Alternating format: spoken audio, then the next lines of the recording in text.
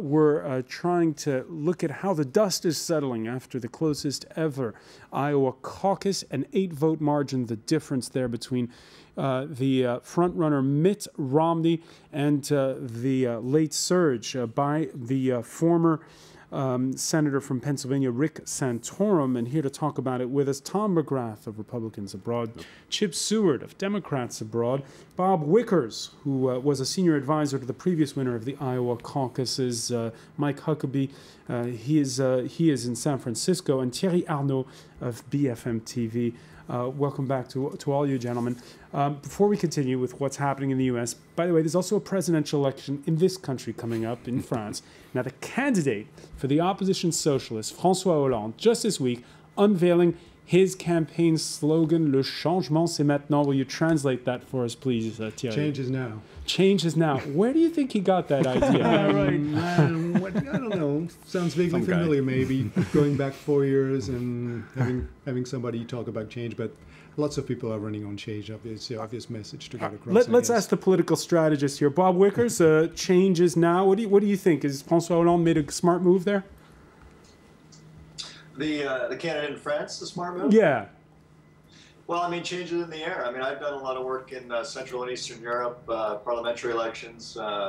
You know, it seems like the only way for voters to express their frustration and their distaste for what their current condition is at the ballot box, and that's to change governments, change parties. So it's always something on voters' mind, particularly during difficult economic times that we're in. And which is the slogan that's impressed you the most among the 8 Republican candidates? I guess now 7. Michelle Bachmann has dropped out. Well, anytime we have, I'm not close to each of the one's slogans, but I do like conservative renewal and restoring our future. I've heard that from a few campaigns. Republicans, what we understand, you know, deep into the rank and file of Republicans, is that, you know, after the economic shock that we experienced, families, we all adjusted to the new economic realities. We tightened our belts, we cut our budgets. Businesses did that, large and small, adjusting to the new reality. The only entity that hasn't, that's still kind of, you know, partying like it's 1999, is government, is the federal government. We continue to borrow, we continue to spend, we continue to tax money that we just don't have. And deep down in the core of Republican voters in America, they understand that that's wrong. The government now needs to live within its means, and it's really been they view it as the #1 cause of the economic recession that we're in and the inability for us to move forward and grow as an economy and as a country. And they're really have a high anxiety level over that. All right, and that's an argument that's been used, of course, against the Democratic incumbent in the race for president, but it's also been used against the Republican frontrunner. We'll have one other great debate, and that is whether this party wants a Reagan conservative who helped change Washington in the 1980s with Ronald Reagan and helped change Washington in the 1990s as Speaker of the House, somebody who is into changing Washington, or we want a Massachusetts moderate who, in fact, will be pretty good at managing the decay, but has given no evidence in his years at Massachusetts of any ability to change the culture or change the political structure or change the government.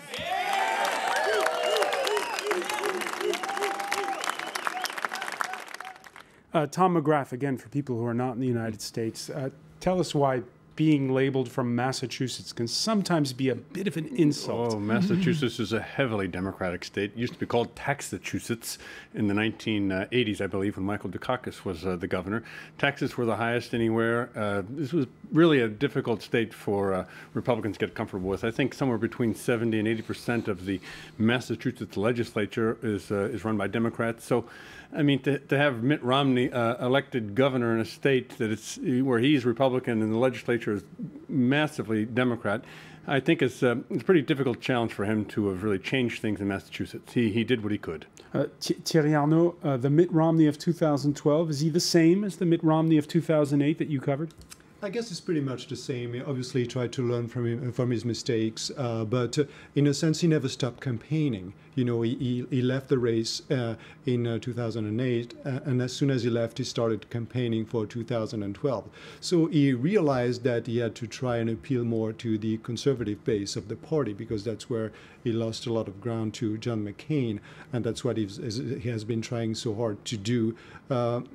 I don't think he's been that successful in that respect, even though he came out with a victory yesterday. But he's not very different from who he was in 2008. And in many respects, that's why his lead is not that much bigger today. I think his big problem is that, in fact, just to echo what you said, Thierry, I think his problem is that he's too well known, and therefore he's viewed as an establishment figure. And as we've been seeing in every developed country democracy in the last several years, last 5 or 6 years, because of the financial crisis, basically there is an anti-establishment wave which affects anybody who's in office, regardless of their merits, and or anybody who's well known and has an established position. And it seems to me that that is one of Romney's problems. I would not, if I were Romney's campaign chief, be swilling beers and celebrating over Iowa. I would be very scared because basically to me it's a reversal for him. All right, and we can see on our screen live images that are coming in of Mitt Romney in New Hampshire being endorsed by John McCain, the 2008 Republican nominee for president. Bob Wickers, of course, the big difference between 2008 and 2012 is that in the interim, the U.S. president has signed a health care bill, universal health care coverage, largely inspired by the one that then Governor Romney instituted. Yes, but as Governor Romney would point out, it's a completely different bill, and it's for his state and only for the uninsured, whereas the so-called Obamacare, President Obama's health care single payer, is a mandate for everyone across the board, and so there are differences. I'd like to comment quickly about the differences between Mitt Romney and Newt Gingrich as well, and the lead up to the video that you saw earlier. Newt Gingrich is the consummate Washington insider. This is an individual who rose to Speaker of the House and then immediately began to cash in on that experience and that leadership by going directly to K Street, where all the lobbyists are. You know, he calls himself a consultant now, not a lobbyist. But Republicans recognize that, and that's where Newt Gingrich got severely damaged. He went from a 20-point lead in Iowa to fourth place, basically centered around the fact when Republicans learned of what an insider he really has become in Washington, they view that as part of the problem. You see polling all across America with Republicans saying, few Republicans, maybe less than a third, saying they consider themselves members of the Tea Party. But upwards of 60% of those Republicans say they support what the Tea Party stands for. And what that means is there's a real problem that Republican primary voters have with people leaders like Newt Gingrich, who have done some really good things for this country, but at the same time is viewed as cashing in on that and changing his views depending on who's paying his consulting fees. All right, it's a real problem for him. Mitt Romney, though, again, he's got to shed that image of what you called the former governor of Massachusetts. Let's listen to what he had to say after election night in Iowa. We face an extraordinary challenge in America, and you know that. And that is, internationally, Iran is about to have nuclear weaponry just down the road here. And this president, what's he done in that regard? He said he'd have a policy of engagement. And I'll also do the work of finally getting ourselves to cut our federal spending and capping how much we spend and balancing our budget. I think it's immoral for us to continue to spend our kids' future year after year, trillions of dollars passed on to the next generation, knowing we can't possibly pay it back. It's wrong. And under my administration, it'll end. Chip Seward, let's pick up on that first point about Iran. In his stump speeches, Mitt Romney has been pressing the fact that when he was elected, Barack Obama wanted to engage with the Iranians, and he felt that he handled them too much with kid gloves. We know the standoff that's been brewing in the Strait of Hormuz with the test firing of missiles by the Iranians, with the ratcheting up of sanctions signed signed at the end of last year. Is Obama vulnerable on this issue of Iran? No, I don't think he is. He inherited a situation from his predecessor. He attempted to develop a new approach with all of the U.S.'s on all the U.S.'s fronts, including Russia and so forth. It seems to me that the new person coming into office would always try to do that to try to get things started on a better note. But clearly, with respect to Iran, President Obama has been extremely firm. He has made it clear that the U.S. is going to do whatever it can to prevent the Iranians from acquiring nuclear weapons. The issue is whether or not anybody who is prepared to actually undertake a military action against Iran. I don't think anybody is willing to do that. I think that the president had a lot of confidence in his Secretary of State, Robert Gates, who, of course, was a holdover from the Bush years. Secretary of Defense, excuse me, I stand correct. That's right. But I meant Secretary of Defense Robert Gates, who basically said that anybody who advised any Secretary of Defense who advised a president to undertake a land war in Asia should have his head examined. So I think that basically he has been using the weapons or the tools of diplomacy to put pressure on the Iranians, and that the sanctions. I think that one has to look at the present situation in the Strait of Hormuz as an indication that the sanctions have worked, and even reaching out to Russia has helped, because basically the Russians have pulled back from their opposition to sanctions. So I think it's Tom McGrath. Let me ask you on this, because in that bill, the Congress effectively banning negotiations with the Iranians. Well, is this one-upmanship to please the pro-Israel lobby? It was hysterical. It was sad to watch two Democratic senators just lecture very sternly State Department representatives who basically were accused of bearing false pretensions of hoping to negotiate some sanctions bill with Congress. Basically, the White House wanted no sanctions bill. They did not want to sanction Iran at all. Congress is doing this on their own.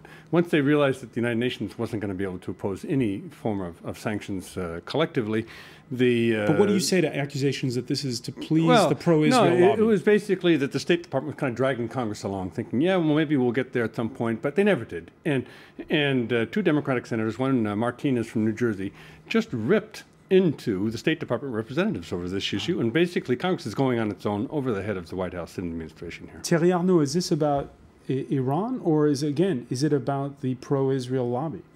I think it's always difficult to say when you're dealing with U.S. politics, because one of these striking aspects of the U.S. foreign policy is the part that Israel and every issue related to Israel is playing. So this is a much wider issue than just Israel. The whole Gulf is terrified of Iran having a nuclear weapon. It's not just Israel.